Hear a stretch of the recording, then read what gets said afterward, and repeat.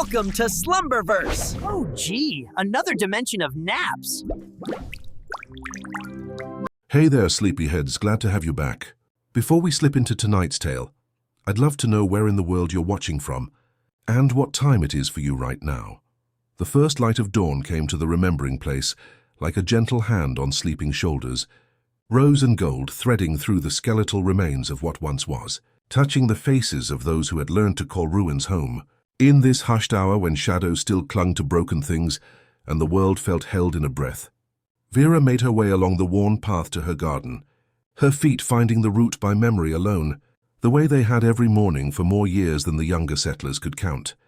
She carried a tin mug of bitter coffee and a watering can fashioned from salvaged metal, its surface gleaming faintly in the nascent light.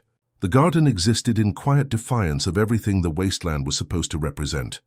Sage and thyme and lavender pushing through cracked pavement, sunflowers turning their faces toward the coming day, wine chimes made from broken glass singing their careful songs in the morning breeze. Where others saw only remnants of old wars and older sorrows, Vera had coaxed life from salvaged soil, had whispered encouragement to seeds that shouldn't have grown in this place, but somehow did. It was there, beside the ancient memory stone that hummed at the garden's heart, that she found them. The child lay curled against the stone's base like a question mark pressed into the earth, small fists clutched around something that caught the early light and threw it back in gentle prisms. They couldn't have been more than a few days old. Yet there was something about their stillness that spoke not of abandonment, but of patient waiting, as if they had always known someone would come with the sunrise to discover what the night had left behind. The stone itself had been there longer than the settlement, longer than anyone could remember. It stood nearly as tall as Vera herself, its surface smooth and dark, except for the veins of light that pulsed through it like a slow heartbeat. The humming that gave it its local name, the Singing Stone, was barely audible most days, more felt than heard, a vibration that seemed to emanate from somewhere deeper than the stone itself. But this morning, the humming had changed. It rose and fell in patterns that sounded almost like a lullaby, almost like the songs Vera remembered her own grandmother singing in a world that existed now only in the space between sleeping and waking. The child's breathing matched its rhythm perfectly, as if they had been born knowing this particular melody. Vera set her mug on a half-buried slab and knelt, her knees protesting with the familiar ache of years well lived. She did not rush. She had learned long ago that some mornings must be handled like sleeping birds, with palms turned upward and voice kept low. The child's eyes were clear when they opened, large in the way that makes elders remember what hope felt like before it learned to be careful. Those eyes were the color of storm clouds shot through with lightning, gray and silver, and something that might have been starlight if starlight could learn to be tender. The child's first cry, when it finally came, harmonized perfectly with the stone's humming. The sound rose between them like a bridge made of music, and in that moment, Vera felt something shift in the air around them. The withered morning glory that had been struggling at the garden's edge for weeks suddenly straightened, its pale blue petals unfurling toward the light with renewed purpose.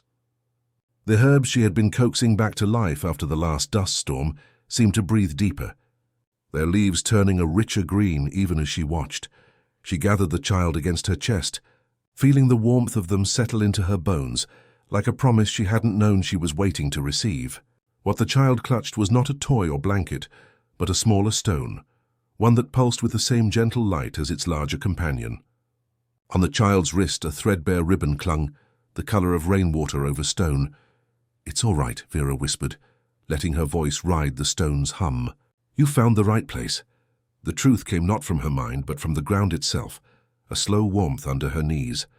She thought of the old stories, the ones that said the stones once held the last music of old skies, the final songs of worlds that knew how to be tender. As she lifted the child, heavier than they looked, as if carrying pockets of carefully stitched starlight, answering notes began to sound from across the settlement. 3 more stones woke in the distance, each a dim lantern under its coat of dust, each holding its own gentle hush. The wind went soft as if greeting old friends and far away. The settlement's wind chimes began to sing with something that sounded almost like recognition. She began the slow walk home, past the skeletal trucks that had become planters, past the mural of imagined sky, painted on a wall that had not seen real blue in years. The child dozed against her shoulder, their breathing deep and even, the small stone's light gradually dimming to match the rhythm of sleep. But the larger stone's humming continued, and now other stones throughout the settlement joined the chorus, the one that marked the center of the market square, the cluster that formed the foundation of the schoolhouse, the ancient monolith that stood sentinel at the settlement's edge. By the time she reached the courtyard, a small crowd had gathered, drawn not by alarm but by the sense that something beautiful was beginning. Maya, the settlement's storyteller, stood in her doorway with morning tea cooling in her hands.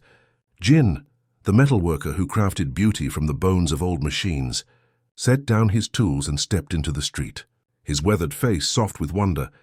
Vera turned to face them, this child of unknown origins cradled in her arms, and felt the weight of the moment settle around them like a blessing. The child's eyes opened once more as the sun crested the horizon, bathing the settlement in golden light.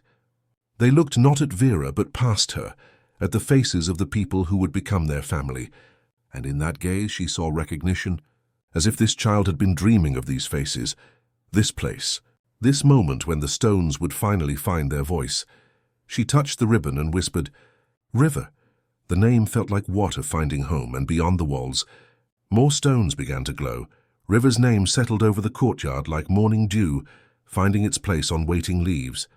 And in the days that followed, life in the settlement moved forward with the gentle rhythm of people who had learned to make beauty from whatever remained. The child grew not just in size but in the peculiar way that some souls seem designed to absorb the world around them, as if they were made of particularly receptive earth, ready to nurture whatever seeds the wind might bring. Vera's small house, built into the curve of an old transport shell and decorated with salvaged wonder, became a place where impossible things felt perfectly ordinary. Wind chimes sang lullabies without wind, herbs grew in patterns that spelled out words in languages no one recognized, and the kettle always seemed to know when someone needed tea.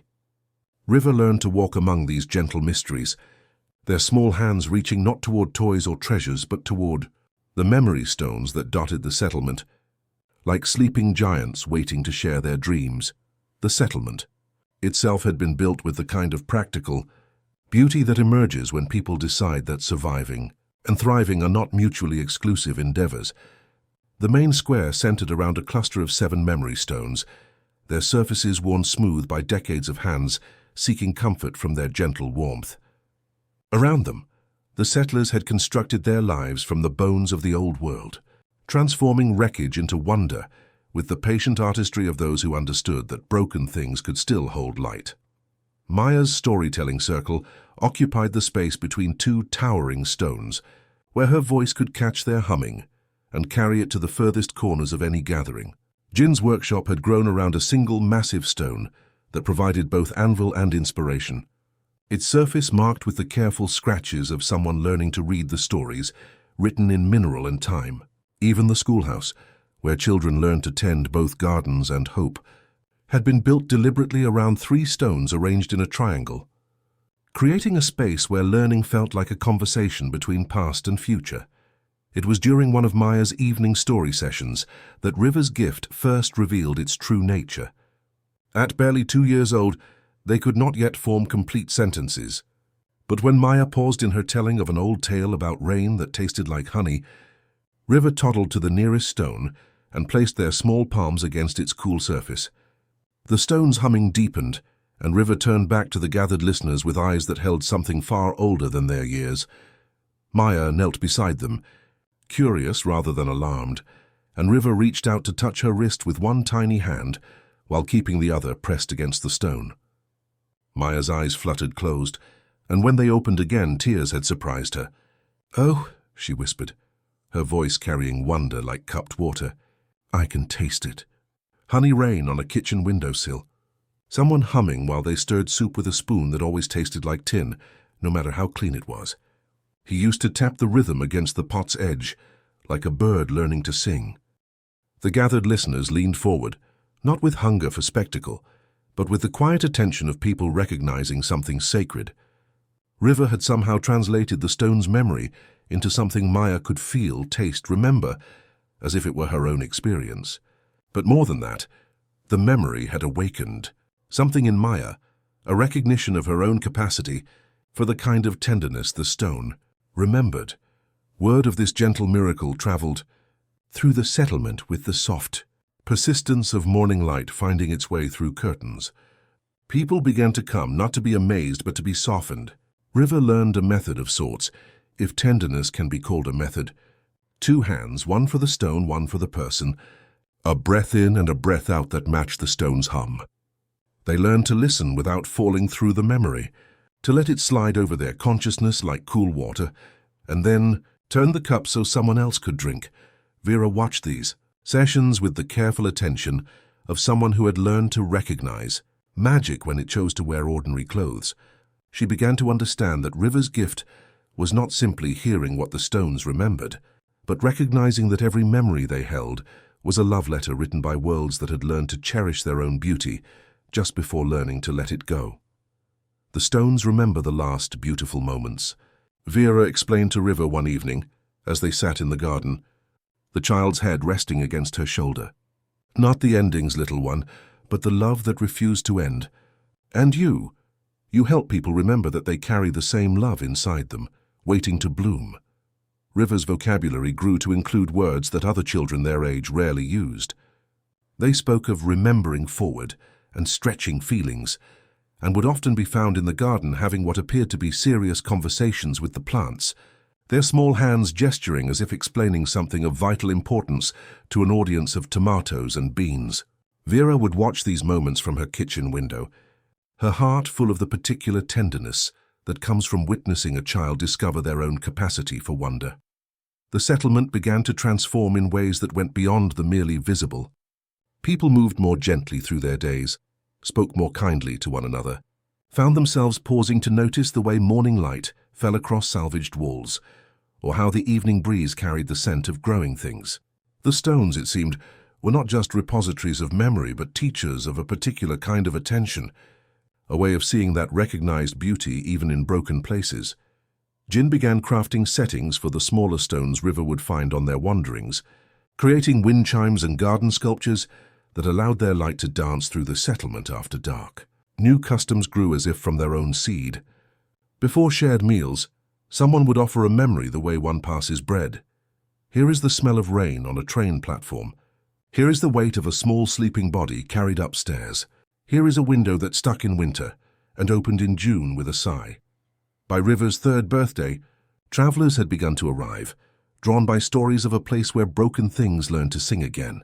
They would stay for days or weeks, sitting quietly beside the memory stones, learning to hear the gentle music that had always been there, waiting for ears that knew how to listen with more than sound. When they left, they carried with them not just the memory of the settlement's peace, but the understanding that such peace was possible anywhere. People chose to tend it with patient hands and open hearts. River would wave goodbye to these visitors from the garden gate, their small forms silhouetted against the growing collection of stones that now formed a gentle labyrinth around Vera's herbs and flowers. And sometimes in the quiet moments just before sleep, they would hear something new threaded through the stone's familiar humming, a distant chiming like bells on a cartwheel. Growing closer with each passing season, the distant chiming that had woven itself through River's dreams finally took shape.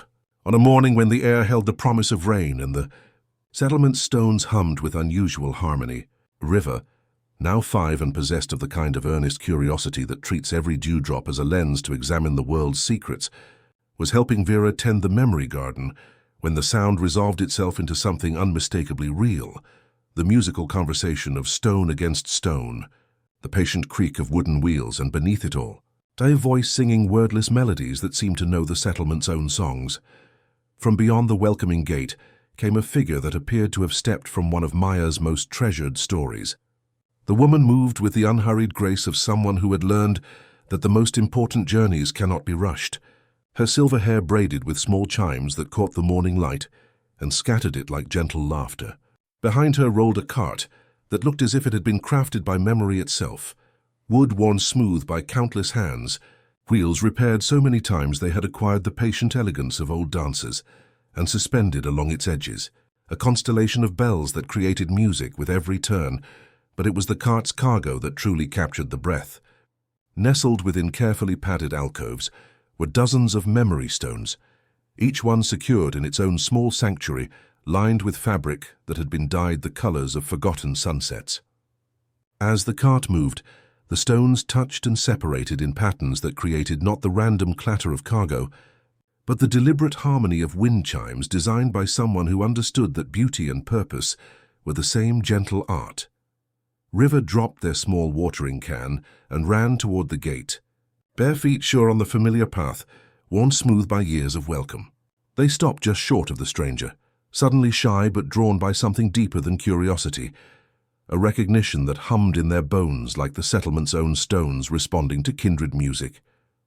The woman, who would introduce herself as Kaya, though names seemed almost unnecessary in the face of such obvious kinship, looked down at River with eyes the color of storm clouds after lightning, and smiled with the warmth of someone greeting a long-awaited friend.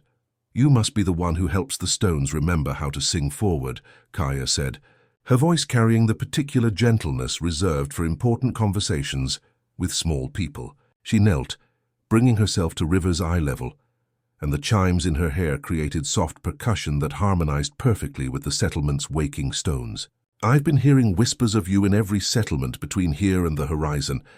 The stones have been calling your name on the wind." River nodded solemnly, then reached out to touch one of the stones in Kaya's cart.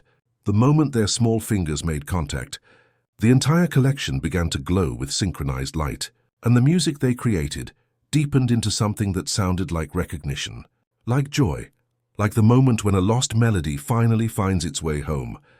The settlement's own stones responded in kind, their familiar hum rising to greet these traveling cousins with the warmth of family reunions and shared lullabies. By mid-morning, half the settlement had gathered in the square to witness this convergence of stone singers, though no one would have used such formal language to describe what felt more like watching old friends discover they had been dreaming the same dreams. Kaya unpacked her cart with the careful attention of someone handling living things, explaining as she worked that each stone came from a different world, a different time, but all shared the same fundamental truth. They remembered love so pure it couldn't be destroyed, only transformed into new expressions of tenderness. "I've been collecting them for longer than I care to count," Kaya told the gathered listeners, her hands moving gently among the stones as if greeting old friends after a long journey. Not collecting, really, more like helping them find each other. They sing better in harmony, you know.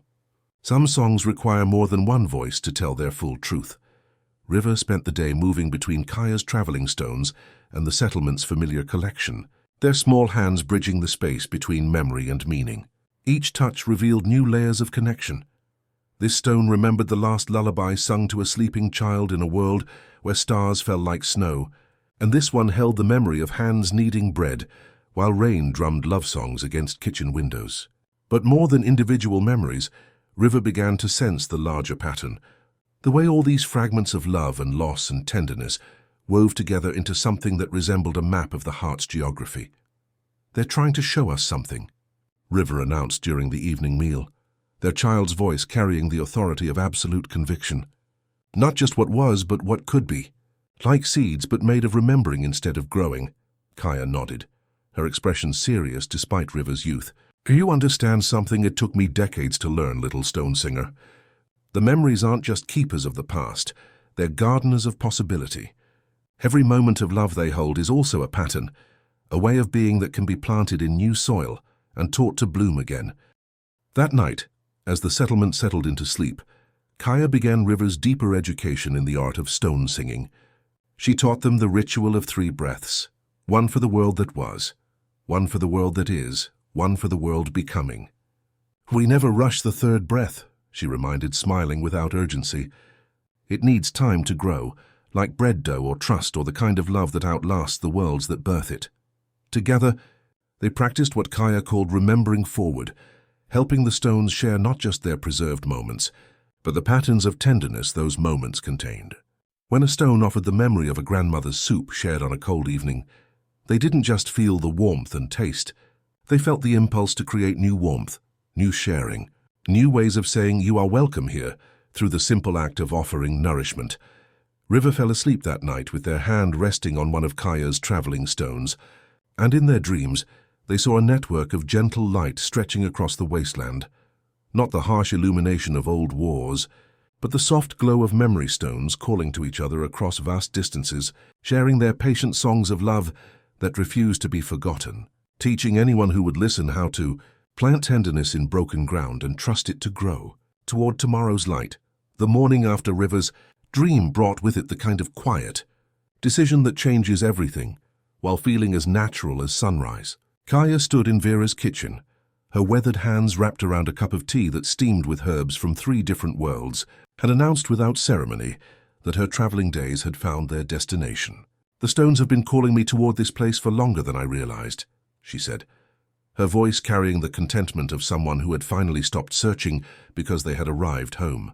"And River needs a proper teacher, not just a visitor with stories and a cart full of memories."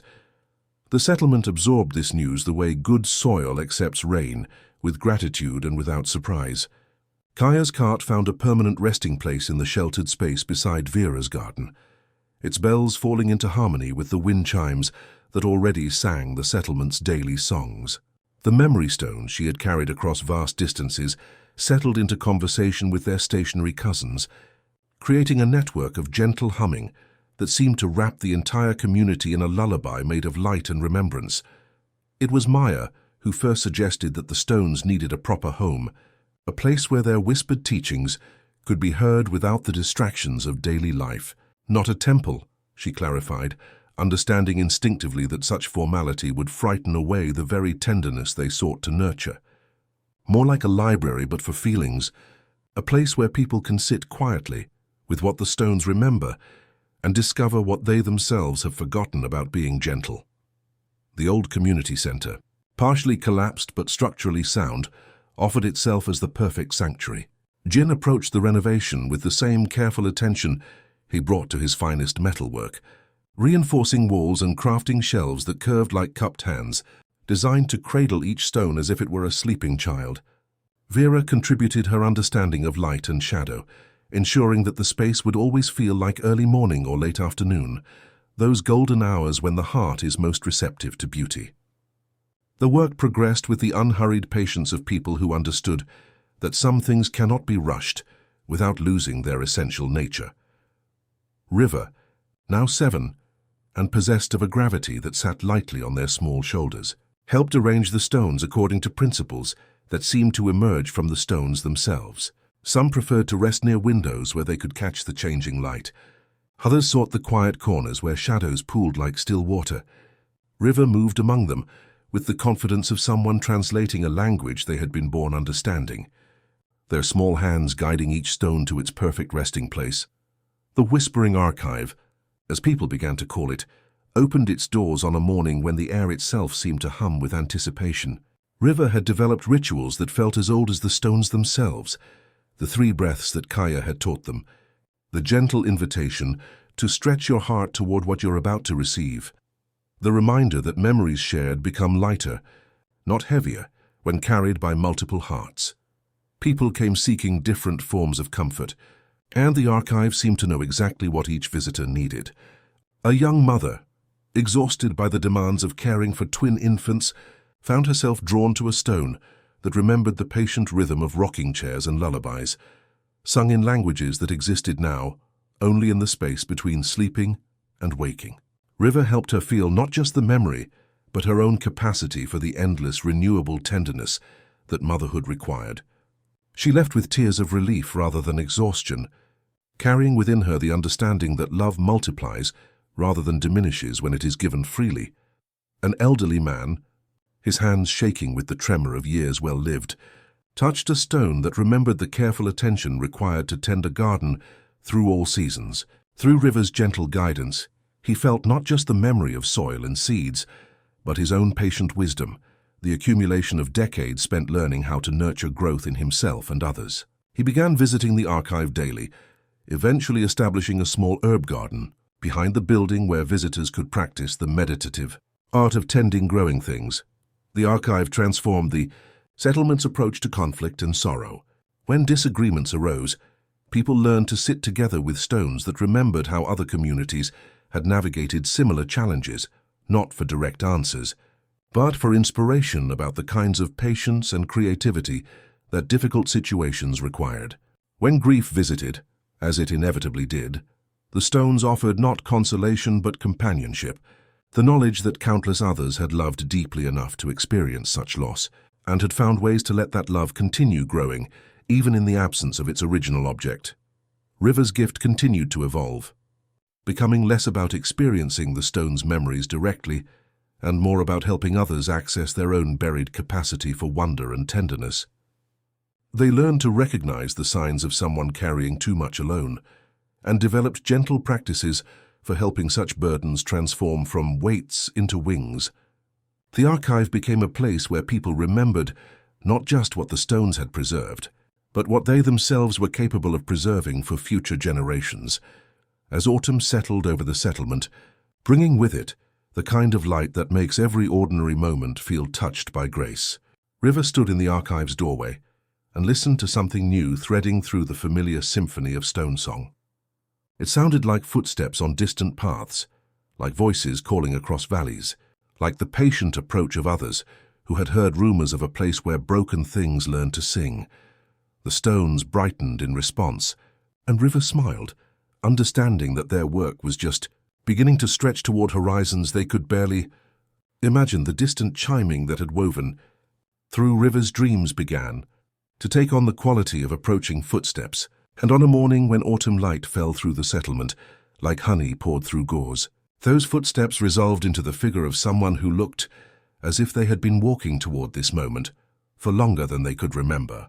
The young woman who appeared at the settlement's welcoming gate carried herself with the unhurried grace of someone who understood that the most important conversations happen between roots and soil, in the quiet spaces where growth decides whether to trust the light sage, for that was the name she offered as easily as she offered water to the dusty children, who ran to greet her, possessed hands that seemed to know instinctively which seeds needed darkness to germinate and which required the patient attention of dawn. Her pack bulged with carefully labeled envelopes, each one containing possibilities that had been gathered from gardens scattered across the wasteland, and her eyes held the particular brightness of someone who had spent years learning to read the secret language that plants whispered to those who knew how to listen. River felt the recognition before they understood it, the same deep humming that had announced Kaya's arrival, now threading through the stones with a different melody. Not the patient wisdom of memory preservation, but the eager anticipation of growth about to unfold. They found themselves walking toward Sage without conscious decision, drawn by something that felt like the pull of water finding its proper level, the inevitable meeting of complementary forces that had been circling toward each other across vast distances. "You must be the stone singer," Sage said, her voice carrying the warmth of someone who understood that the most profound introductions often require no preamble. "I've been hearing whispers of this place in every garden I've tended, every seed I've planted. The growing things have been calling your name on the wind, telling stories of someone who helps memories learn to bloom again." River nodded, their hands still gentle on the morning glory vine they had been coaxing up a trellis made from salvaged antenna wire.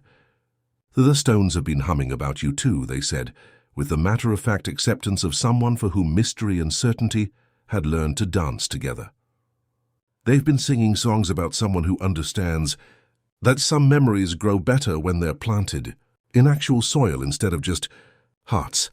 The conversation that followed stretched through the morning like a river finding its course, two young souls discovering that their different gifts were actually variations on the same fundamental theme. Sage's knowledge went far beyond the merely practical. She understood which flowers required specific kinds of music to bloom, which herbs grew stronger when planted in soil that had been mixed with tears of joy rather than sorrow, which trees needed the presence of certain stories to take root properly in broken ground.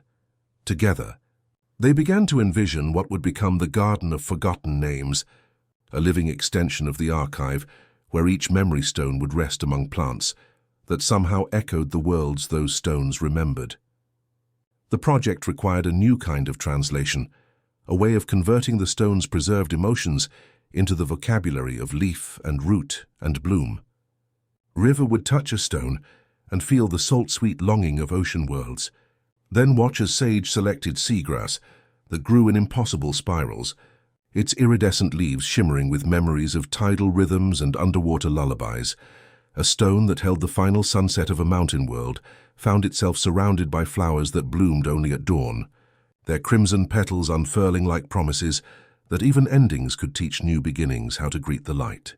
Another stone, which remembered the laughter of children in markets that smelled of cinnamon and rain, rested beneath herbs that giggled when the wind touched them, their leaves releasing fragrances that made visitors smile without understanding why. Vera watched this partnership bloom with the satisfaction of someone who had always known that the best gifts multiply when shared. The settlement's evening meals became planning sessions, where River and Sage would describe their latest discoveries to neighbors who contributed their own observations. Jin mentioned that his morning metalwork seemed to flow more smoothly since the installation of a stone that remembered the rhythm of hammers on anvils, now surrounded by percussion plants whose leaves rattled gentle accompaniment to his crafting. As winter approached, the Garden of Forgotten Names revealed its deeper purpose. The plants did not simply grow in response to the stone's memories. They began to generate their own forms of remembrance, creating new patterns of beauty that built upon what the stones had preserved, while reaching toward possibilities the stones could only hint at. Flowers that had learned to bloom in harmony with stone song began to teach their melodies to passing birds. Herbs that had absorbed the emotional resonance of preserved memories began to carry those feelings in their scent, so that a simple cup of tea could remind someone of their own capacity for the tenderness the stones remembered. River spent the darkest days learning from Sage the patient arts of seed starting and soil preparation, understanding for the first time that their gift for helping others stretch toward empathy was itself a form of gardening, the careful tending of emotional soil so that kindness could take root and flourish.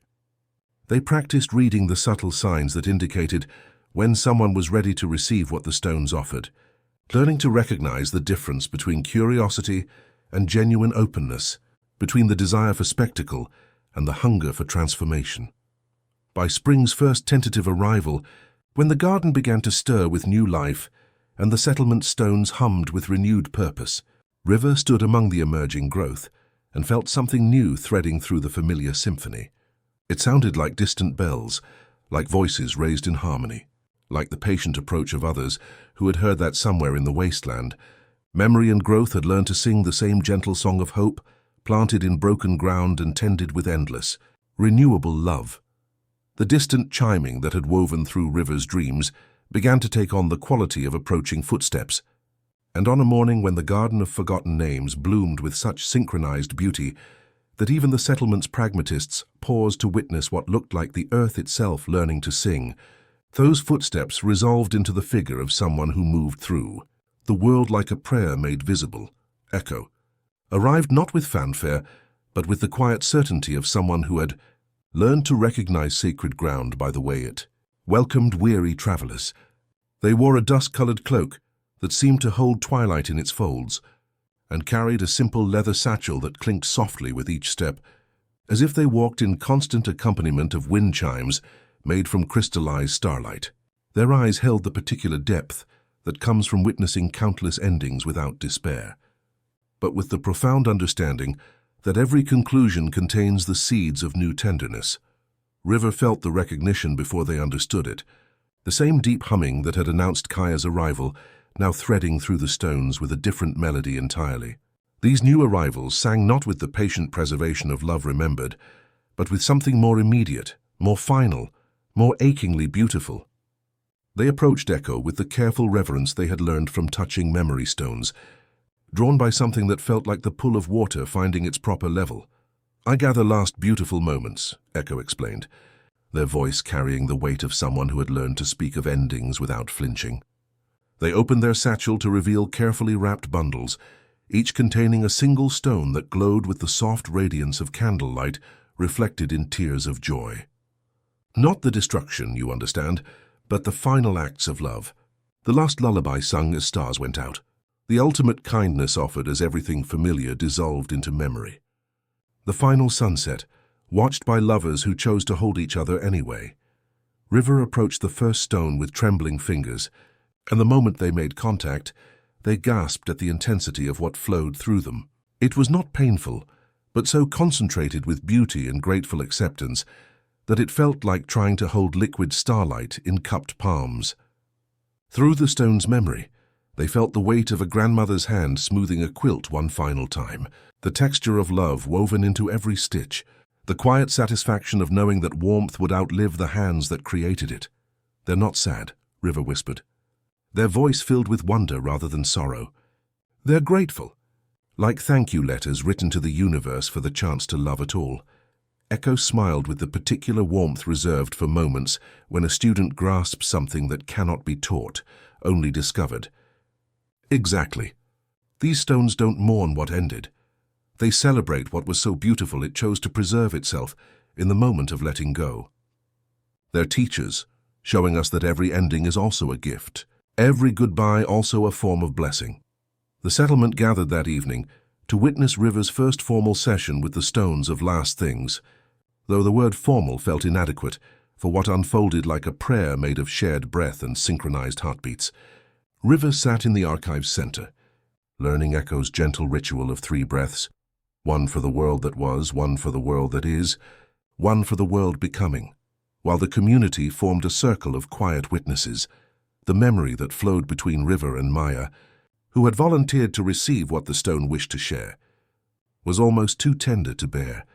A mother singing her child to sleep for the final time, not because death approached, but because the child had grown beyond the need for lullabies. The song became both ending and celebration, both farewell and blessing. Maya felt not just the mother's bittersweet joy, but her own capacity for that same graceful release, the ability to love something so completely, that letting it grow beyond her reach became its own form of tenderness. Word of these new stones spread through the settlement with the gentle persistence of morning light finding its way through curtains.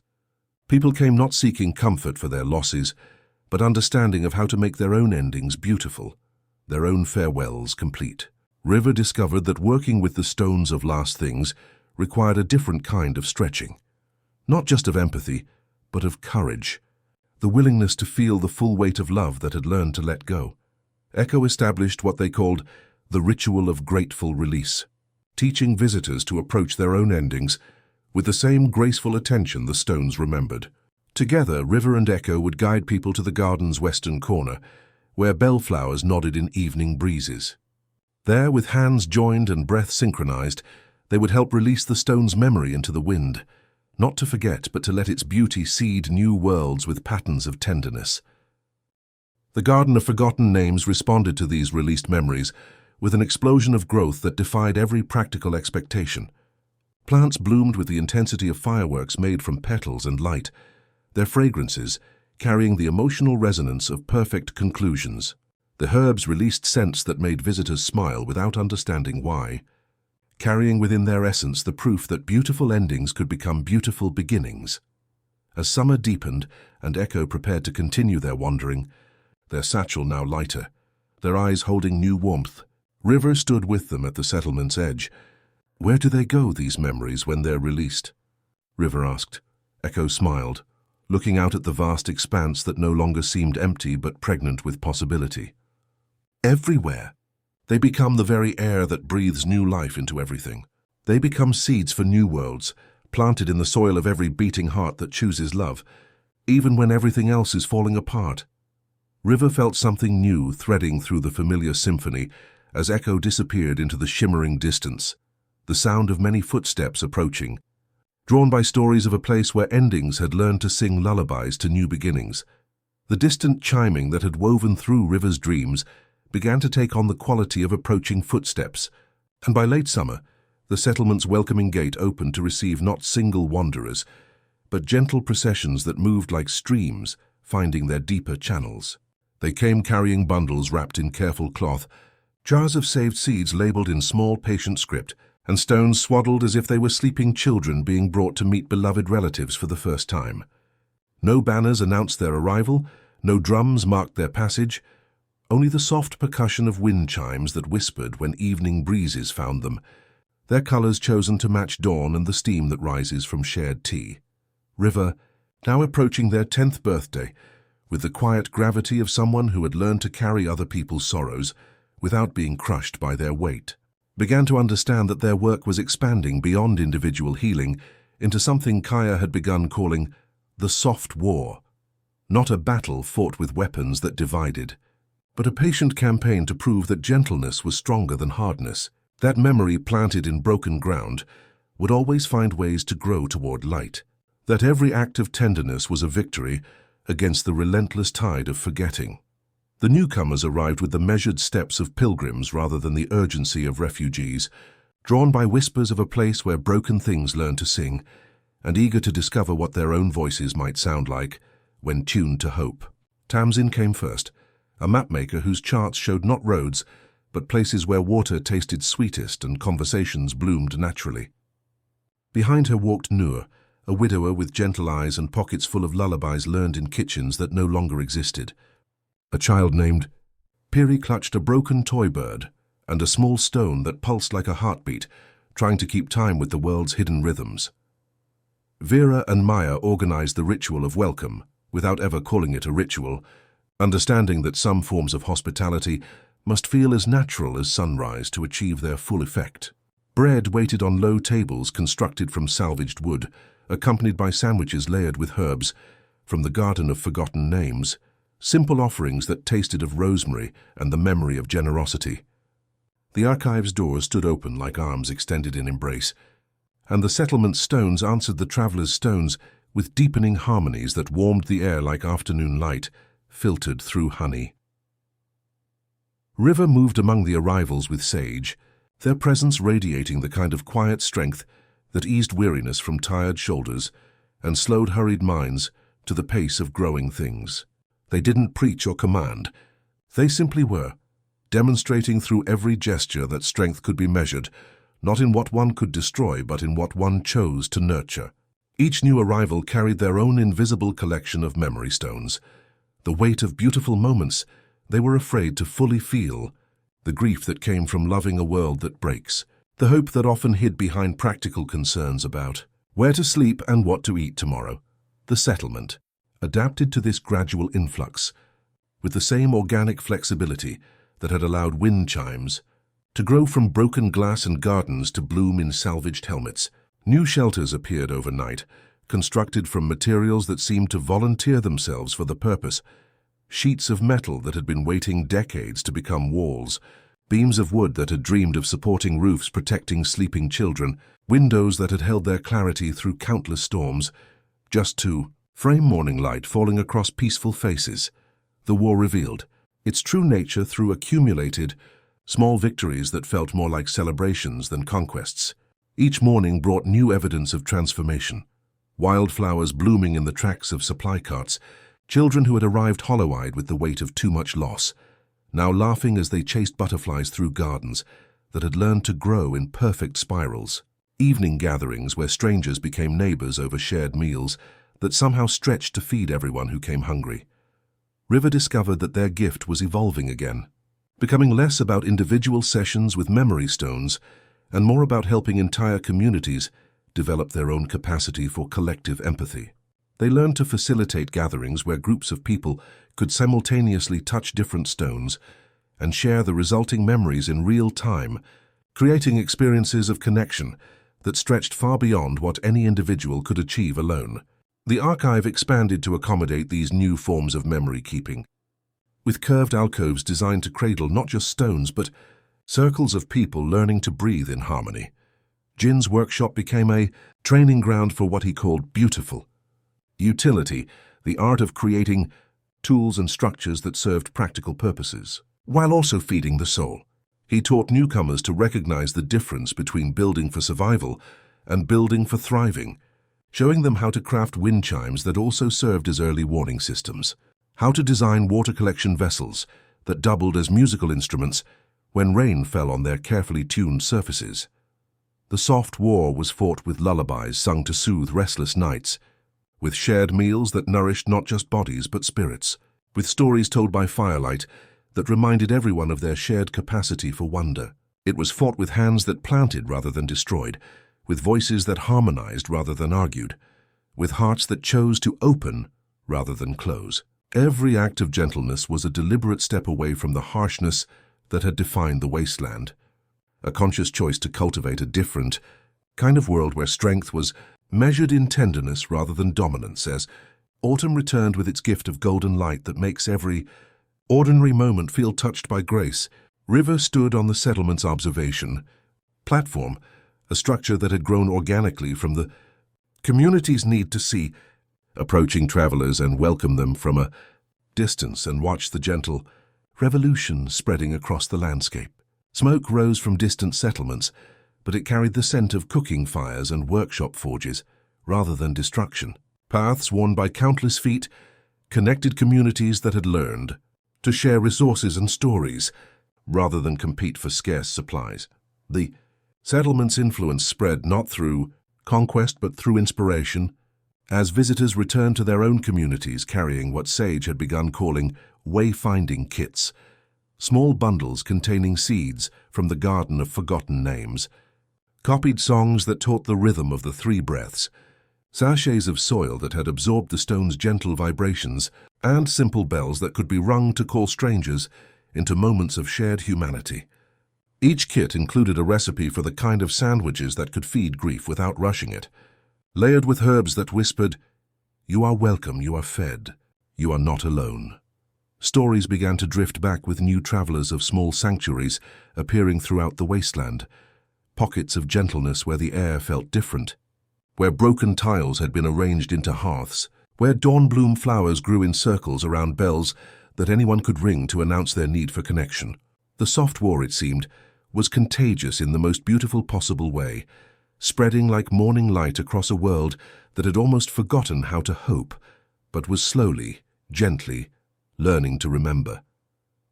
River felt the familiar humming of approaching change threading through the stone's eternal song, but this time it carried notes of recognition rather than mystery.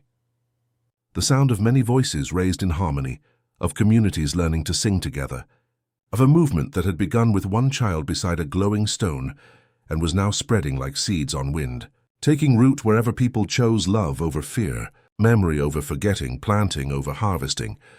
The war for Wasteland was being won not through superior strategy or overwhelming force, but through the simple, radical act of choosing tenderness as the foundation for building tomorrow. The movement that had begun with small bundles and careful bells became a current, steady and clear, flowing through the wasteland with the patient persistence of water, finding its way toward the sea.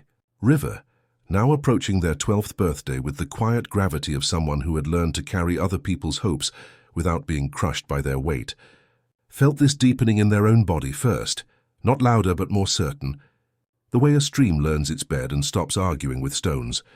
The settlement had grown organically into something that resembled a small city, though no one would have used such formal language to describe what felt more like an extended family that happened to span several square miles.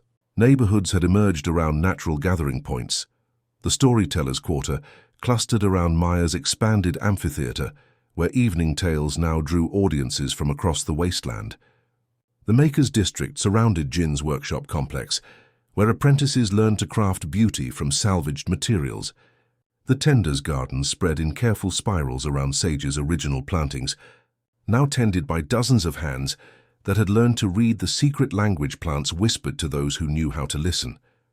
Pilgrims arrived in rhythms rather than waves, morning pairs who preferred dew, noon families with sandwiches wrapped in cloth and tied with careful string, solitary evening figures who knew how to walk in silence and let their steps be introduction. Each newcomer carried small proofs that gentleness travels well, a bell with a chip and a faithful tone, a pouch of soil that smelled faintly of rain, 3 seeds that held promises without deadlines.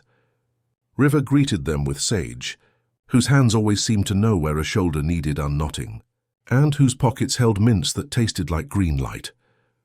River's gift had settled into a clarity that felt like growing up without any need to hurry.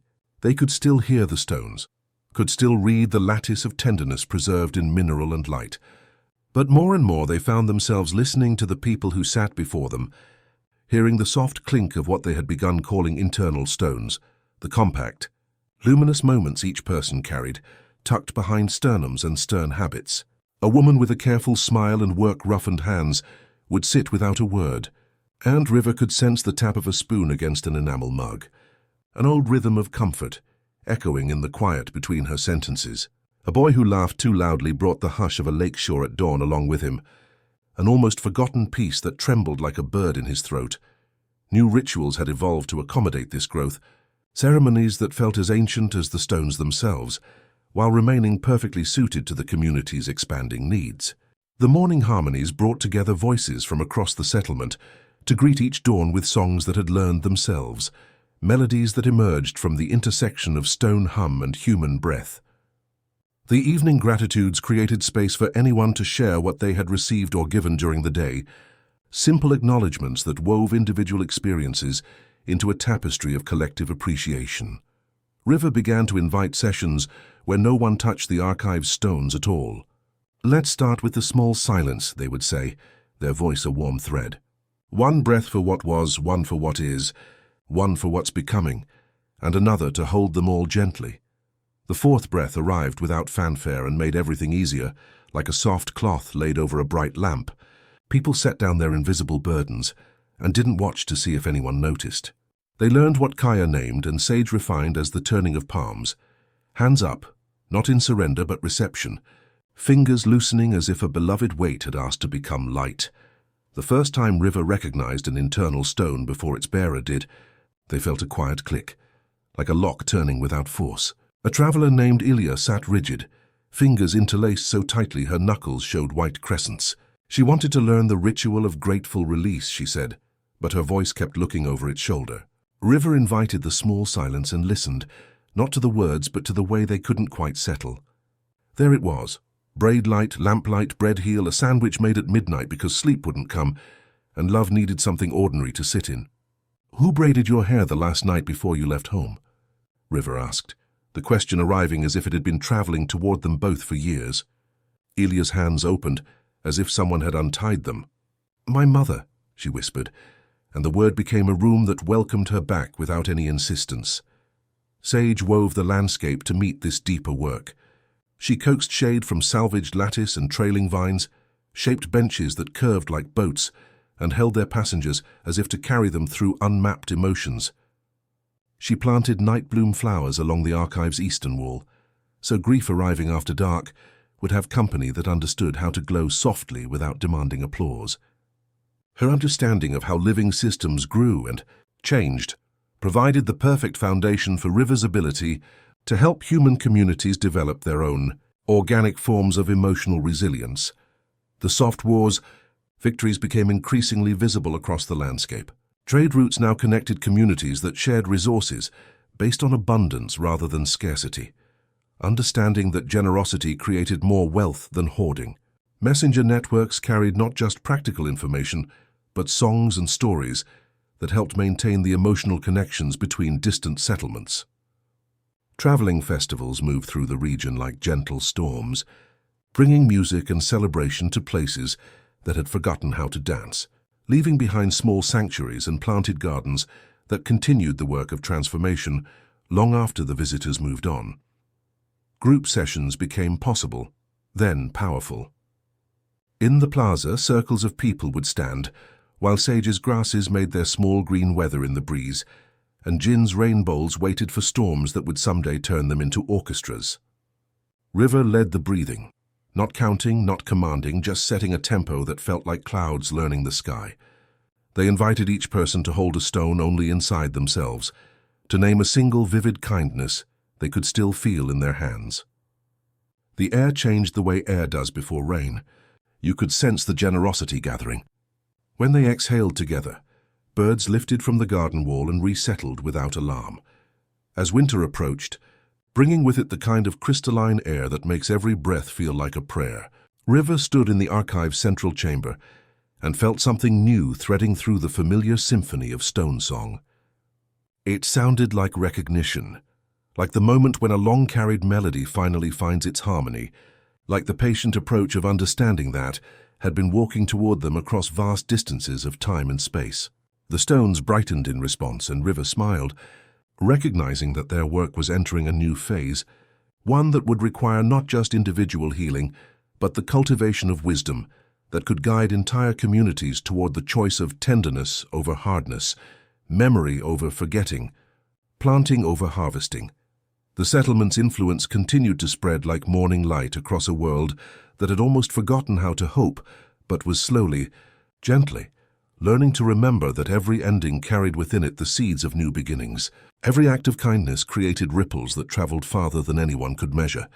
Every choice to stretch toward empathy, rather than contract into fear, was a victory in the eternal, gentle war for the heart of what it meant to be human, the recognition that had been threading through the stones. Eternal song crystallized on a morning when frost painted delicate patterns across the settlement's windows, and River felt their gift settling into new depths, the way a stream finds its truest course after seasons of learning the landscape. At 15 now, they moved through the archive with the quiet certainty of someone who had learned to carry others' memories without losing themselves in the weight, their hands steady as they adjusted the morning light that fell across stones that hummed with patient anticipation. Sage appeared in the doorway carrying 2 cups of tea that steamed with herbs from gardens that had learned to grow in harmony with preserved memory. And River turned toward her with the kind of smile that arrives without announcement, carrying recognition deeper than words. They had been working together for nearly 4 years now, their different gifts weaving into something that resembled a conversation between earth and memory, between what grows and what remembers growing.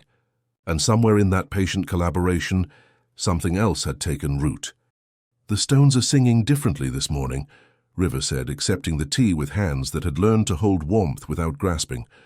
"Not just their own memories, but something about how we help them stretch toward new possibilities." Sage settled beside them on the bench Jin had crafted from salvaged wood and careful attention, her presence radiating the same quiet strength that made plants lean toward her, even when she wasn't actively tending them. "I've been feeling it too," she said, her voice carrying the contentment of someone who had learned to trust the timing of important conversations. "Like they're trying to show us something we've been doing without realizing it. The way people respond when we work together, it's not just about individual healing anymore. Their partnership had evolved beyond the merely practical into something that felt as natural as seasons, following each other toward their inevitable conclusions." River's ability to hear the stone's preserved emotions had taught Sage which plants would thrive when grown in soil enriched with specific kinds of memory, while Sage's understanding of how living systems adapted and grew had helped River recognize that their gift for stretching empathy could be cultivated like any other skill, nurtured through practice and patience until it became as natural as breathing. The morning's first visitors arrived as they often did, drawn not by appointment, but by the subtle sense that this was the right time to seek what they needed. A young couple from the northern settlements approached with the careful steps of people who had traveled far on hope alone, their eyes holding the particular exhaustion that comes from trying to rebuild trust after betrayal, their hands reaching for each other and then hesitating, as if love had become a language they were afraid they had forgotten how to speak. River and Sage exchanged the kind of glance that passes between people who have learned to work in harmony without needing to discuss every decision. They guided the couple not to the archives, formal spaces, but to the small alcove Sage had created for situations that required both memory and growing things, a circular space where memory stones rested among plants that responded to emotional resonance with subtle changes in color and fragrance. "We'll start with the breathing," River said, their voice carrying the warmth of someone who understood that healing often begins with the simple act of remembering how to let air move freely through bodies that have learned to hold their breath. One for what was, one for what is, one for what's becoming, and one more to hold them all gently. As their breathing synchronized with the stone's gentle humming, the plants around them began to shift, leaves turning toward the light, flowers releasing fragrances that carried the emotional resonance of safety, of welcome, of the understanding that some wounds require patience rather than urgency to heal properly. River placed one hand on a stone that held memories of forgiveness offered without conditions, while Sage guided the couple's attention to the way morning glory vines wound around each other for support without strangling, each plant maintaining its own strength while creating something more beautiful together. The session unfolded like a prayer made of breath and intention, and gradually the couple began to remember their own capacity for the tenderness the stones preserved. They learned to recognize that trust, like Sage's plants, required specific conditions to flourish, not the absence of difficulty, but the presence of patience. The willingness to tend carefully even when growth seemed impossibly slow.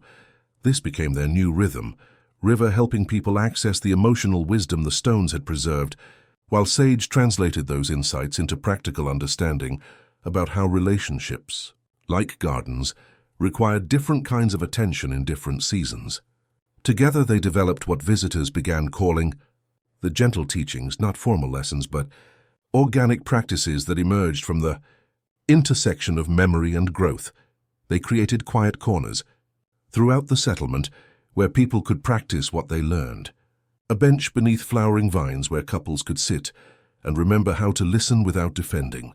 A small garden where families could plant seeds together while sharing stories that had been too tender to tell. A circle of stones where communities could gather to practice the art of holding space for each other's grief without trying to fix or rush or explain it away. As autumn deepened and the settlement prepared for another winter of growth disguised as rest, River and Sage found themselves walking through the garden of forgotten names in the blue hour between day and night. The plants responded to their presence with subtle shifts in fragrance and light, as if recognizing the partnership that had helped them learn to grow in harmony with preserved memory. "We're not just facilitating anymore," Sage said, her voice carrying the quiet certainty of someone who had recognized a fundamental shift. "We're teaching people how to become memory makers themselves, how to recognize the moments in their own lives that deserve preservation." River nodded, feeling the truth of it settle in their bones like good soil accepting rain. Their gift had evolved beyond individual healing into something that resembled teaching, but teaching of the gentlest kind, the sort that helped people discover abilities they had always possessed but had forgotten how to access. The stone's eternal song continued around them, but now it carried new harmonies, the voices of all those who had learned to add their own, melodies to the ancient chorus of love that refuses to be forgotten, the recognition that had been threading through the stone's eternal song crystallized on a morning when frost painted delicate patterns across the settlement's windows, and River felt their gift settling into new depths, the way a stream finds its truest course after seasons of learning the landscape. At 15 now, they moved through the archive with the quiet certainty of someone who had learned to carry others' memories without losing themselves in the weight, understanding that their role was evolving from individual healer to something that felt both more expansive and more intimate. The first students had been arriving without announcement for weeks now, drawn not by formal invitation, but by the subtle sense that this was the right time to seek what they needed. They were children mostly, though age seemed less important than the quality of attention they brought. Wide eyes that looked at memory stones, not with fear, but with the kind of wonder that treats mystery as invitation rather than obstacle.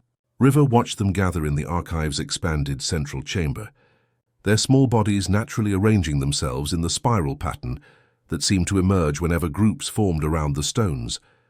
Sage appeared with her characteristic grace, carrying a tray of shallow bowls filled with water that caught the morning light and scattered it like gentle laughter across the stone walls. "We'll use reflections to practice noticing," she said, setting the bowls in a circle around the central stone. "Not answers, just the way light moves when we breathe." River knelt among the children, feeling the familiar thrill of recognition that preceded all their most important discoveries. These weren't visitors seeking healing for wounds already sustained, but young souls eager to learn how to tend the garden of memory before it became overgrown with the thorns of unprocessed grief. "We begin with listening," River said, their voice carrying the warmth of someone who had learned that the most profound teachings often start with the simplest practices, not just to the stones but to the silence between their songs. Piri, now 8 and still carrying the toy bird that had accompanied her arrival, raised her hand with careful politeness. "River, when I touch the stones, sometimes I hear singing that sounds like my grandmother, but she never sang to me. How can I remember something that never happened?" River felt the answer arrive like dawn, gradually then suddenly complete. "The stones don't just hold individual memories, little one. They hold patterns of love, ways of being tender that get passed down like recipes or songs. Your grandmother's grandmother might have sung those lullabies, and they traveled through generations until they found you, waiting in the stone for the right moment to come home. This became the foundation of what emerged organically as the listening practice, not a formal curriculum, but a gentle exploration of how memory worked when understood as a living system rather than a collection of fixed events. The children learned to recognize that their own memories were like seeds, requiring specific conditions to flourish, and that each person received the stone's offerings through their own unique form of sensitivity. Some heard the stones as music. Others felt them as warmth that started in their chest and spread outward like gentle fire. Maya's grandson experienced memory as taste, the salt-sweet longing of ocean worlds, the bitter comfort of herbs gathered in rain. Vera's adopted daughter received the stone's offerings as scents that carried complete emotional landscapes, fragrances that made her smile without understanding why. River discovered that teaching revealed new dimensions of their gift. They learned to translate between these different forms of perception, helping each child understand that their particular way of receiving memory was not just valid, but necessary for the full spectrum of what the stones could teach. More importantly, they began to understand that their role was not to be the sole conduit for the stone's wisdom, but to help others develop their own capacity to hear the ancient songs. The breakthrough came with Lyra, a 7-year-old who had been drawn to the archive by a persistent inner calling, but remained unable to connect with the stones, despite her obvious longing. River tried the usual approaches: synchronized breathing, gentle invitations to stretch her heart, shared storytelling, but Lyra's internal stones remained tightly held, protected by a kind of shy uncertainty. Then understanding arrived like a bell chiming clear through River's mind. They took Lyra's small hands in their own, not pressing them against a stone, but holding them gently, palms upward, like offering water to a thirsty bird. "The stones aren't just telling their stories," River whispered. "They're trying to help you remember how to hear your own. Every stone has a voice, yes, but so does every heart. And sometimes those voices learn to sing together." River didn't guide Lyra's hands to any specific stone. Instead, they simply held them, letting the archive's collective hum wash over them both. Close your eyes and listen not with your ears, but with the quietest part of your heart. What does the silence sound like? After a long moment, a faint shimmer appeared around Lyra, not the outward glow of a memory stone, but a subtle inner light, like a lamp being lit deep within. A single tear escaped her eye, but it wasn't sorrow. It was recognition. "I hear it," she whispered. "A kitchen, the smell of cinnamon, and someone humming a song that sounds like coming home." River knew that memory. It belonged to the stone that remembered the grandmother's soup. But Lyra hadn't touched that stone. She had simply heard it, through River's guidance, but with her own newly awakened sensitivity. This was the deepening current River had sensed approaching, not just stretching their own empathy, but helping others stretch theirs. Word of Lyra's awakening spread like gentle ripples through the settlement. Jin crafted curved seats from salvaged wood that remembered being boats, creating a space that felt less like a classroom and more like an embrace. Maya wove storycloth to soften the walls, patterns stitched with figures tending gardens and holding lanterns. Vera planted time along the threshold, so each arrival crossed the scent of courage and memory. They didn't call it a school, they called it the day room, because sunlight liked the windows, and learning here felt like stepping into an open day. Children began to develop what they called memory circles, small groups where one child would share a challenging experience, while others offered stones that held complementary memories of resilience or hope. These sessions often dissolved into laughter, as the children discovered that their individual struggles were variations on universal themes. The children learned that every stone held not just what was lost, but what was so beautiful it couldn't be destroyed, only transformed, carried forward, planted in new soil. They understood that they were memory makers themselves, that every choice they made, every kindness they offered, every moment of beauty they created, became part of the eternal song. As winter settled over the settlement with its gift of contemplative quiet, River stood in the day room watching their students practice the gentle art of listening with their whole hearts. The stones hummed a deeper, richer song now, a symphony of countless voices, both ancient and new, all singing the same truth, that memory was not a burden to be carried, but a gift to be shared, a way to remember that even in a broken world, love always finds a way to grow, to bloom, to teach the next generation how to tend the garden of what matters most. The years that followed moved like seasons in a well-tended garden, each one building upon the last, with the patient accumulation of growth that happens when conditions are right and time is allowed to work its quiet magic. River, now 25, with the settled grace of someone who had learned to carry wisdom without wearing it like armor, moved through the settlement that had become a small city with the unhurried steps of someone who understood that the most important work happened in the spaces between urgency and rest. The day room had multiplied, organically into a constellation of learning spaces, each one shaped by the particular gifts of those who gathered there. The listening circle remained the heart of formal teaching, but around it had grown the workshop of small wonders, where children learned to craft memory vessels from salvaged materials, the garden classroom where Sage taught the art of reading plant languages, and the story sanctuary, where Maya's apprentices learned to weave personal narratives into the larger tapestry of community memory. Jin's influence could be seen in the curved seats crafted from wood that remembered being boats, creating spaces that felt less like classrooms and more like embraces. River's students, many now approaching adulthood themselves, had begun to spread throughout the region, like seeds carried on gentle winds. They established their own archive branches in distant settlements, carrying with them not just the techniques they had learned, but the deeper understanding that memory was a living system requiring constant, patient tending.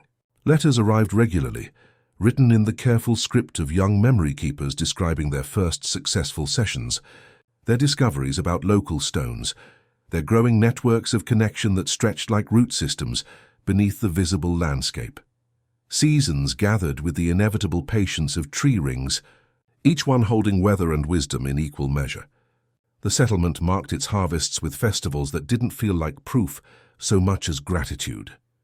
Lanterns stitched from salvaged glass swung like luminous fruit along pathways, and the children, no longer children, many taller than River, led the evening gratitudes with voices steady as they named small mercies.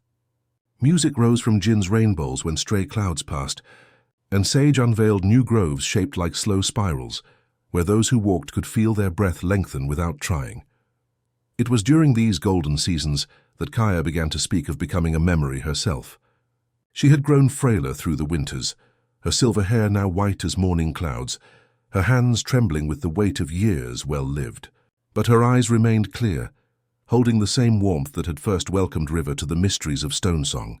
She moved through the archive like a beloved presence that had decided to stay, passing her palm along shelves and whispering to stones, the way one reassures old friends. "I can feel the stones calling me home," she said one morning when frost still painted the windows with delicate artistry, her voice carrying the peaceful certainty of someone who had learned to recognize the difference between ending and transformation. "Not calling me to die, you understand, but calling me to join their eternal chorus. The stones are singing in a new key, little River," she added, using the old endearment she'd refused to retire. "When carts begin to sing higher than their wheels, it usually means the road for that cart is ending and the path for the song is beginning." River felt the truth of it settle in their chest like good soil accepting rain, understanding without needing explanation that some teachers' greatest gift was showing their students how to let beloved guides become part of the eternal song they had helped create. They spent Kaya's final weeks not in desperate attempts to preserve what was ending, but in gentle celebration of what would continue, sharing sandwiches that tasted of time and merciful laughter, recording not just her stories, but the particular way she hummed while tending stones. "The hardest lesson," Kaya whispered one evening, as they sat beside the first stone where River had been found so many years ago, "is learning to let beloved teachers become part of the eternal song they've helped to create. To understand that their wisdom doesn't leave us but transforms, becoming part of the very air we breathe." She placed her frail hand over River's. "When it's my turn, don't hold me tight. Hold me true." Kaya's passing came like autumn, beautiful, necessary, and full of gifts. She died in her sleep on a morning when the stones sang with unusual harmony, as if welcoming a new voice into their ancient choir. River found her with a smile on her face and her hands resting on the small stone she had carried since her own childhood, the one that had first taught her to hear the whispered songs of preserved love. The settlement mourned not with sorrow, but with gratitude, understanding that grief was simply love with nowhere immediate to go. They established the ritual of joyful remembrance, gathering in the archive to share not Kaya's sorrows, but her delights. The moments when her eyes had lit up with recognition, the way she had laughed when a particularly stubborn stone finally revealed its secret song. River spoke only briefly. "We harvest what we tend, and we tend what we remember to love." In the weeks that followed, River began to notice something extraordinary. Kaya's presence hadn't disappeared. It had transformed, becoming woven into the stone's collective voice. When new visitors arrived seeking guidance, River could sometimes hear Kaya's gentle wisdom threading through the ancient songs, offering the kind of patient encouragement that had made her such a beloved teacher. The stones themselves seemed brighter, their humming richer, as if they had gained not just a new voice, but a new understanding of how memory and love could dance together across the boundaries of time and form. This experience taught River something profound about the nature of legacy and continuity. The inheritance Kaya had left was not just knowledge but understanding, not just techniques but wisdom, not just memory but the living recognition that every ending was also a beginning, every goodbye also a form of blessing, every teacher's greatest joy the moment when their students surpassed them and carried the work forward into territories the teacher could never have imagined. As spring returned with its annual promise of renewal, River stood in the archive's central chamber and felt Kaya's presence like warm sunlight on their shoulders. The stones sang their eternal song of love that refuses to be forgotten, but now that song carried new harmonies, the voices of all those who had learned to add their own melodies to the ancient chorus. The settlement's influence continued to expand like morning light across a world that had almost forgotten how to hope, but was slowly, gently, learning to remember that every act of kindness created ripples that traveled farther than anyone could measure. Every choice to stretch toward empathy was a victory in the eternal. Gentle war for the heart of what it meant to be human. River felt that inheritance settling into their bones, like roots finding good soil, preparing them for whatever transformations lay ahead in the endless, gentle work of helping a broken world remember how to sing. The first spring after Kaya's transformation arrived with the kind of patient light that makes every ordinary moment feel touched by grace, and River felt her presence moving through the settlement like warmth passing through morning mist, not visible as itself, but evident in the gentle way it changed everything it touched. The stones had learned a new harmony, a subtle overtone that rose in the spaces between their ancient hum and the breath of those who listened. And River understood that Kaya had not departed, but had simply joined the eternal chorus she had spent her life teaching others to hear. It was while preparing Kaya's traveling cart for its final rest that River discovered the hidden compartment she had never mentioned, tucked beneath the false bottom with the careful secrecy of someone who understood that the most precious gifts must wait for the right moment to reveal themselves. Inside, wrapped in cloth that smelled of lavender and distant rain, lay a collection of notebooks, bound with thread the color of twilight. Their pages filled with Kaya's careful script and illustrations that looked like prayers made visible. The notebooks contained not formal instructions but gentle invitations, recipes for ceremonies that used no words, sketches of hand positions that opened hearts without force, and most precious of all, a collection of what she had labeled seed stones. These were memory stones no larger than a thumbnail, each one containing not the full chorus of preserved love, but single, clear notes, perfect for communities not yet ready for the overwhelming beauty of the complete symphony, but hungry for their first taste of what memory could teach about tenderness. River shared this discovery with Sage and Vera in the quiet hour before dawn, when the settlement still held the peaceful breath of sleep, and the stones hummed their gentlest lullabies. Together they read Kaya's notes about communities she had visited, but not yet taught. Places where the ground was prepared, but the seeds had not yet been planted. Her final pages contained a map, drawn not with roads but with possibilities, showing settlements scattered across the wasteland like stars waiting to be connected. by the gentle light of shared understanding. The settlement responded to this inheritance with the organic wisdom of a garden recognizing the arrival of spring. Without formal meetings or official decisions, people began preparing for the expansion Kaya had envisioned. Jin crafted new cart fittings that could be adjusted by hand, engraving them with symbols that caught morning light and threw it back like quiet blessings. Maya wove storycloth so lightweight that wind could read it aloud, each pattern telling tales of communities learning to sing together. Sage prepared traveling bundles of seeds and soil, each one labeled with instructions written in her precise script. Plant when hope is ready to trust the ground. The ritual of joyful remembrance evolved naturally into something that felt less like mourning and more like preparation for a journey. On the anniversary of Kaya's transformation, the entire settlement traced a slow spiral through the garden of forgotten names, stopping at plants that had learned to translate memory into taste and fragrance. Each person took a small portion of something that reminded them to be brave in gentle ways. Lemon balm for clear seeing, rosemary for faithful choice, time for the kind of courage that grows slowly and lasts forever. River felt their own role shifting like a river, finding its deeper channel, understanding that they were no longer just a conduit for the stone's wisdom, but a teacher of teachers, someone whose gift was helping others discover their own capacity to hear the ancient songs. The day room expanded to accommodate this new understanding, with curved alcoves designed to hold not just individual students, but circles of people learning to breathe in harmony, to stretch their empathy across the distances between hearts. Letters began arriving from distant settlements, carried by traders who spoke of communities that had heard whispers of a place where broken things learned to sing. These were not desperate pleas for rescue, but careful inquiries from people who had begun their own quiet work of transformation and sought connection with others walking similar paths.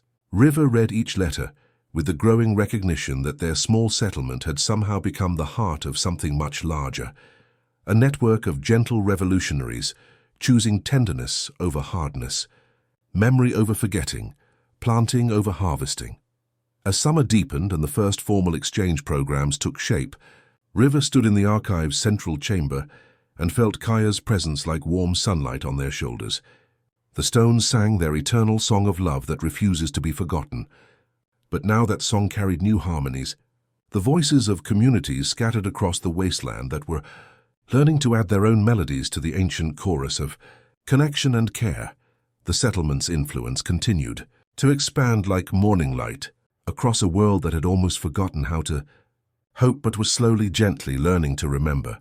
Trade routes now carried not just goods, but songs and stories, creating networks of cultural exchange that enriched every participating community. Children grew up understanding themselves as part of something larger and more beautiful than any individual settlement could achieve alone, their voices joining the growing symphony of a world learning to heal.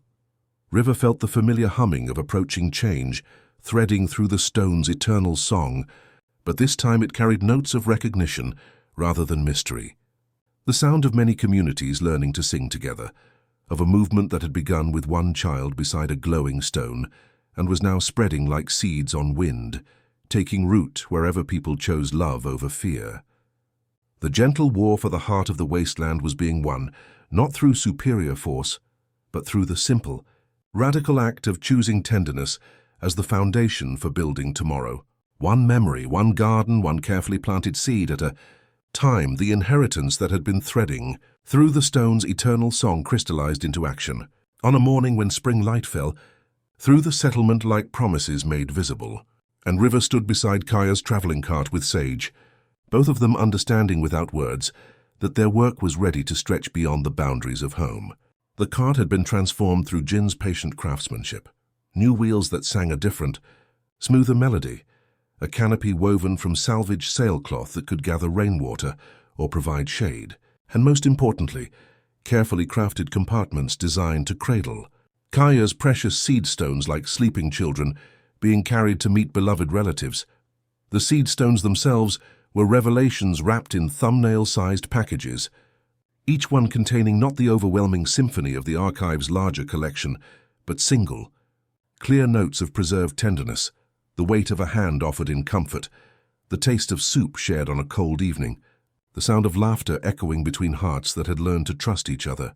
River held one up to the morning light, watching it pulse with gentle radiance, understanding that these were not just teaching tools, but invitations, ways of offering communities their first taste of what memory could teach about the art of being human. Sage filled carefully labeled pouches with seeds from their most resilient plants, herbs that had learned to grow in harmony with stone song, flowers that responded to emotional resonance with subtle changes in color and fragrance, grasses that created their own small weather systems of peace.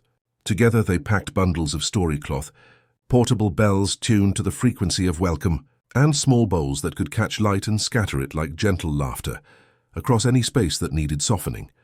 Their departure felt less like leaving and more like extending, as if the settlement's influence was stretching its arms toward distant horizons through their traveling presence. Vera pressed sandwiches into their hands, wrapped in cloth that carried the scent of rosemary and unconditional love. Maya contributed a folded tapestry designed to transform any space into a temporary sanctuary. The children from the day room lined their path, each holding smooth stones that caught the morning light and threw it back like quiet blessings. The wasteland revealed itself to be not empty, but expectant, scattered with communities that had been preparing for something they couldn't yet name. Their first stop was Wind Market, a settlement built from parachutes and ingenuity, where wind turbines turned not for conquest, but for bread ovens and communal lights. River and Sage established their temporary teaching space near the market's central mast, unfurling Maya's cloth and arranging 3 seed stones in a triangle so small it looked like nothing until it began to sing. The breakthrough came when a baker named Leo volunteered to touch the first stone. The memory it shared was simple, a loaf of bread broken and passed hand to hand as stars emerged overhead, but the recognition it awakened was profound. "I remember my grandmother tapping the crust to hear if it was ready," Leo said, his voice carrying surprise at his own tenderness. The stone's gratitude turned the air warm as ovens, and by evening, Wind Market had its first whispering nook, 3 reclaimed posts, a strip of story cloth, and a bench curved like generous palms. As they traveled deeper into the wasteland, River began to notice something extraordinary threading through the seed stone's familiar songs. Some carried memories that felt different from the universal patterns of love and loss they had grown accustomed to. These stones remembered the precise shade of blue that had once belonged to this world's sky, the exact scent of flowers that had bloomed in this specific soil, the particular sound of rain falling on roofs that had sheltered families on this very ground. "These aren't just echoes of distant tenderness," River explained to a gathering in Mirror Flats, where broken solar panels had been arranged to catch sky and send it back lovingly. "Some stones remember this world before it broke. They hold blueprints for the gentleness it's learning to rebuild." This discovery transformed their work from simple memory sharing into something that resembled prophecy. Gentle, reminders of what had once been and what could be again. Sage helped communities identify indigenous plants that could be coaxed back from the edges of extinction, species that remembered the specific conditions of this world before it fractured and carried within their genetic memory the resilience needed to re-establish balance. Each settlement they visited became a node in an expanding network of connection. The mountain communities developed practices around the patient strength of peaks that had watched countless sunrises. Coastal settlements learned to harmonize with tidal rhythms. Desert communities discovered abundance in the smallest expressions of beauty. All of them began to understand that the gentle war for the wasteland's heart was being fought not with weapons, but with shared meals, planted gardens and stories told by firelight. As autumn painted the landscape in shades of gold and amber, River and Sage found themselves at the center of something unprecedented, a convergence of representatives from 17 different settlements, all drawn by whispers of communities that had learned to sing together. The formal gathering of gentle voices took place in the archive's expanded chamber, where stones from across the wasteland joined their voices in harmonies that revealed patterns previously hidden. The week that followed unfolded like a prayer made of synchronized breath, with each settlement sharing how the gentle teachings had adapted to their particular landscapes and needs. Trade agreements were signed that prioritized mutual aid over profit. Cultural exchange programs took shape organically. Most importantly, a living network emerged, communities connected not by roads but by shared commitment to choosing tenderness as the foundation for building tomorrow. As the last caravan disappeared into shimmering distance, River stood with Sage in the archive's doorway, feeling Kaya's presence like warm sunlight on their shoulders.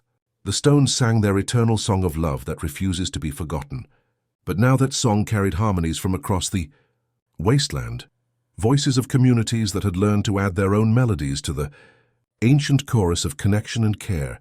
The gentle revolution had reached a tipping point, no longer dependent on any single settlement, but sustained by the collective wisdom of communities that had chosen memory over forgetting, planting over harvesting, hope over fear. The war for Wasteland was ending not with victory or defeat, but with the understanding that it had never really been a war at all, just love learning how to remember itself across the vast distances between hearts. The quiet revolution had learned to breathe like a living thing, its rhythms becoming the heartbeat of a world transformed not through conquest, but through the patient accumulation of countless small kindnesses. River, now approaching their 40th year with the settled grace of someone who had learned to carry wisdom without wearing it like armor, moved through the settlement that had grown into a small city, with the unhurried steps of someone who understood that the most important work happened in the spaces between urgency and rest. The transformation was visible everywhere they looked, written in the architecture of hope made manifest. Buildings spiraled up from ancient foundations, their walls painted with murals that depicted not wars or heroes, but moments of profound tenderness. Hands offered in comfort, shared meals, children laughing in rain that tasted like possibility. The pathways curved like embraces, lined with plants from the garden of forgotten names, whose fragrances changed with the emotional resonance of the day, guiding residents and visitors toward spaces of peace and reflection. Cities had begun to grow around archives and gardens, the way rings grow around trees, their streets curving toward memory stones, like rivers seeking the sea. Trade routes had evolved into something unprecedented, networks that carried not just goods, but the invisible cargo that proved most valuable. Songs that knew when to soften a room, rituals that turned disagreement into discovery, stories that reminded tired hands why they lifted at all. Way stations appeared like lanterns at measured intervals, each offering shelter, a kettle, a shelf of seed stones waiting in cloth pockets, and small bells anyone could ring to request company or solitude, both honored with equal grace. River's role had evolved naturally into what Sage called a pattern keeper, someone whose gift was recognizing the underlying structures that allowed communities to flourish in harmony with each other, and the wounded landscape they were slowly, gently healing. They taught more and did less, a paradox that made perfect sense once they learned to recognize when a question wanted space rather than answers. The archive had expanded to accommodate this deeper understanding, with chambers designed not just for individual healing, but for the cultivation of collective wisdom. New innovations emerged that looked like kindness and functioned like infrastructure. Listening posts appeared at crossroads, small pavilions holding a kettle, 3 cups, a bench and a bell that travelers could ring once for company, twice for quiet companionship, 3 times for a story. Memory lanterns hung in every home, jars of polished glass filled with tiny stone fragments that glowed whenever someone in the neighborhood needed help, powered not by wire, but by agreement. No alarms, no demands, only light and the promise of a footstep. Children who had never known the old wars grew up understanding that strength could be measured in tenderness, that victory could be defined as helping others discover their own capacity for wonder. They played games that required cooperation rather than competition, told stories where heroes won through understanding rather than force, and tended gardens where every plant had been chosen for its ability to teach something about patience, resilience, or the gentle art of growing toward light. River spent their mornings in the expanded archive, watching new generations of stone singers and memory keepers learn to stretch their empathy with the same naturalness they brought to learning their letters. These young people spoke of internal stones with the familiarity they spoke of weather, and the ritual of 3 breaths was as common as saying hello. The gentle teachings had become not doctrine but culture, woven into the very fabric of how communities understood themselves and their relationships to each other. The afternoons found River walking through the Garden of Forgotten Names with Sage, whose silver hair now carried the wisdom of countless growing seasons, her understanding of how living systems adapted and flourished, providing the perfect foundation for River's ability to help human communities develop their own organic forms of emotional resilience. Their relationship had deepened, like the roots of ancient trees, built on shared understanding that some connections were too profound for words, too gentle for urgency. As autumn painted the landscape in shades of gold and amber, River stood on the observation platform that had grown organically from the community's need to welcome approaching travelers. The view revealed a network of gentle lights stretching across the landscape. Settlements connected not by roads, but by shared commitment to choosing tenderness as the foundation for building tomorrow. Smoke rose from distant communities, carrying the scent of cooking fires and workshop forges rather than destruction. The gentle war for the Wasteland's heart had been won not through superior strategy or overwhelming force, but through the simple, radical act of proving that love was stronger than hardness, memory more powerful than forgetting, planting more creative than harvesting. Every act of kindness had created ripples that traveled farther than anyone could measure. Every choice to stretch toward empathy, rather than contract into fear, had been a victory in the eternal campaign to transform broken places into gardens of possibility. River felt their own memories beginning to join the stone's eternal chorus, not through ending, but through the understanding that their individual story had become part of something infinitely larger and more beautiful. The stones hummed their ancient song of love that refuses to be forgotten, but now that song carried harmonies from across the known world, voices of communities that had learned to add their own melodies to the chorus of connection and care. The network had reached critical mass, no longer dependent on any single teacher or settlement, but sustained by the collective wisdom of countless communities that had chosen hope over fear. Standing in the golden light of late afternoon, River felt the familiar humming of approaching change threading through the stone's eternal song, but this time it carried notes of completion rather than mystery. Their work was approaching its own transformation, ready to join the endless, gentle current of love that flows between all hearts willing to stretch toward tenderness. The completion that had been threading through the stone's eternal song arrived on an evening when autumn light fell through the settlement like honey poured through gauze, and River felt their own memories beginning to join that ancient chorus, not through ending, but through the understanding that every individual story was always part of something infinitely larger and more beautiful. At 60 now, with silver hair that caught the twilight the way Kaya's once had, they sat in the original garden where Vera had first found them beside the humming stone so many decades ago, feeling the familiar vibration resonate not just in their hands, but in the very core of their being. The stone still glowed at the garden's heart, but now it was joined by thousands of others, scattered throughout what had grown from a small settlement into a thriving city of memory keepers and gentle revolutionaries. Every building spoke of the patient accumulation of kindness, every pathway curved to guide visitors toward moments of recognition and peace.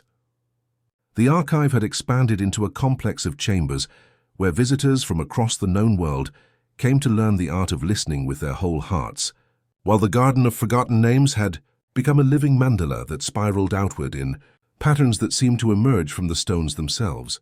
Sage appeared in the garden's entrance carrying 2 cups of tea that steamed with herbs from plants that had learned to grow in harmony with preserved memory. Her own silver hair now woven with small chimes that sang softly when evening breezes found them. Their partnership had deepened through the decades into something that resembled the relationship between earth and rain, each nurturing the other in ways that made separation impossible to imagine. She settled beside River on the bench Jin had crafted from salvaged wood and careful attention, her presence radiating the same quiet strength that had made plants lean toward her since the day they first met. "The stones are singing differently today," Sage said, her voice carrying the contentment of someone who had learned to trust the timing of important conversations. Not just their own memories, but something about how all the work we've done is becoming part of their eternal song. River nodded, feeling the truth of it settle in their bones like roots finding perfect soil. Around them, The city hummed with the gentle activity of people who had learned to build their lives around the principle that tenderness was stronger than hardness. Children's voices carried on the evening breeze. Children who spoke the language of empathy as naturally as they spoke of weather. Whose games required cooperation rather than competition. Whose stories celebrated heroes who won through understanding rather than force. The network they had helped create now stretched across the wasteland like a constellation of gentle lights. Lyra, who had once struggled to hear the stones, now led the expanded dayroom with a voice clear and kind, teaching new generations how to listen, not just with their ears, but with the quietest part of their hearts. Piri, still carrying her carefully mended toy bird, though now passed down to her own daughter, had become a renowned cartographer, whose maps charted not just physical pathways, but the invisible currents of connection that flowed between communities. Maya's stories continued to weave themselves into tapestries and songs that reminded everyone of their shared capacity for wonder, while Jin's workshop echoed with apprentices learning to craft beauty from salvaged materials. As twilight painted the sky in shades of rose and gold, River felt something shifting in the familiar symphony of stone song. It was not a new voice joining the chorus, but their own voice beginning to harmonize with melodies they had been learning their entire life without realizing it. The sensation was not frightening but deeply peaceful, like finally understanding a song they had been humming unconsciously for years. "I can feel them calling me home," River said, their voice carrying the same peaceful certainty Kaya had possessed in her final weeks. Not calling me to die, but calling me to join their eternal chorus, to become part of the song that teaches each new generation how to stretch toward tenderness. Sage reached for River's hand, her fingers intertwining with theirs, in the gesture they had shared through countless seasons of growth and change. "You've already joined it," she said, her voice warm with recognition. "Every person you've taught to hear the stones, every community that learned to sing together because of your guidance, you're already part of the eternal song." That evening, without formal announcement, the community gathered in the plaza as they had so many times before. Bread was broken and passed, sandwiches layered with thyme and the taste of courage were shared, and Jin's rainbows caught a gentle shower that turned them into instruments singing the key of early night. Children wove through the gathering with bells and soft laughter, while elders found places that felt like old memories returning as light rather than weight. River sat in the circle's center, Sage on one side, the first stone humming just behind their shoulder. They offered what they had always offered, the 3 breaths and then the 4th that holds them all gently. They spoke only a little, a story of Vera's coffee that always seemed to know when someone needed it, a memory of Kaya's reminder not to rush the 3rd breath, a moment from Echo's teachings about grateful release. They thanked their apprentices quietly, looking into each face as if placing smooth stones into waiting palms. "You're already doing it," River said, their voice carrying no urgency, only the ordinary courage of someone who had learned to trust the timing of important transformations. "All I ever did was listen and make room. Do that, and the world will keep remembering how to be kind." The transformation came like sunrise, gradually then suddenly complete. River's consciousness began to expand beyond the boundaries of individual experience, stretching into the vast network of connection that linked every heart willing to choose tenderness over hardness. Their physical form dissolved into light that joined the stone's eternal glow, but their essence remained, woven into the very fabric of the songs that taught each new generation how to hear the whispered lullabies of preserved love. The stone that had sung River's first lullaby pulsed with new warmth, carrying within it not just ancient memories, but the living recognition that every ending was also a beginning, every goodbye also a form of blessing. Around the plaza, the city's stones brightened in unison like constellations practicing recognition, and in 100 homes the memory lanterns steadied, their small suns taking a breath that every sleeping chest answered without waking. Sage sat in the garden's gentle light, feeling River's presence not as absence but as expansion, understanding that some forms of love are too deep to be contained by individual bodies, too gentle to be limited by the boundaries of single lives. The war for Wasteland had ended not with victory or defeat, but with the understanding that it had never really been a war at all, just love learning how to remember itself, how to stretch across the distances between hearts. how to plant seeds in broken ground and trust them to grow toward tomorrow's light. And with that understanding, River stretched one final time not their empathy, but their very being, into the eternal song of love that refuses to be forgotten, becoming a memory that would teach future children how to hear the stone's lullabies and tend the gardens that grow from grateful grief, whispering to anyone who would listen that everything was going to be okay. That tenderness was always stronger than hardness, that every heart carried within it the capacity to become a memory stone of love that refuses to be forgotten. Thanks for spending this time with us. Sleep well. Everything's going to be okay, man.